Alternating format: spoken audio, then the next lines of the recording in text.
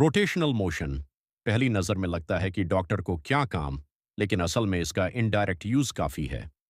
चलो इसे simple real life feel में समझते हैं। पहले रोटेशनल मोशन को समझते हैं। तो जब कोई चीज़ घूमती है उसे रोटेशनल मोशन या घूर्णी गति कहते हैं। जैसे कि व्हील फैन जॉइंट। जी हाँ, जॉइंट या जोड़, आपने सही सुना, जॉइंट भी घूमता है। तो ये जॉइंट होता क्या है? तो पहले जॉइंट से ही समझते हैं। जॉइंट्स मतलब घुटना, कंधा, कोहनी। हमारे शरीर के जॉइंट्स रोटेशनल मोशन पर ही काम करते हैं। जैसे कंधा हर डायरेक्शन में घूमता है, घुटना लिमिटेड रोटेशन होता है। तो डॉक्टर को समझना पड़ता है कौन सा जॉइंट कितना घूम सकता है और इंजरी में रोटेशन क्यों रुक गया। दूसरा, ऑर्थोपेडिक ट्रीटमेंट। अगर बोन फ्रैक्चर हो जाए तो डॉक्टर बोन को सही एंगल और रोटेशन में सेट करता है। अगर रोटेशन गलत हुआ तो हाथ स्लैश पैर टेढ़ा जुड़ सकता है।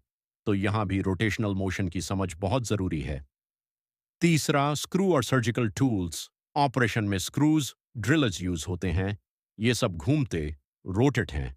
डॉक्टर को पता होना चाहिए कितना घुमाना है, कितनी फोर्स लगानी है। यदि ज्यादा घुमाया तो डैमेज हो सकता है और कम घुमाया तो लूज हो सकता है। चौथा, हार्ट और ब्लड फ्लो। हार्ट खुद एक तरह का पंपिंग सिस्टम है। ब्लड सर्कुलर मोशन में फ्लो करता है। कुछ केसेस में फ्लो में वॉर्टेक्स, घुमाव बनता है। तो डॉक्टर को यह समझना होता है रिपोर्ट्स में।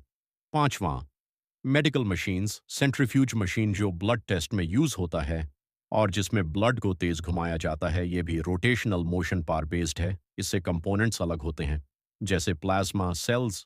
तो बच्चों, अब आपको समझ आया कि हम ये चैप्टर क्यों पढ़ते हैं।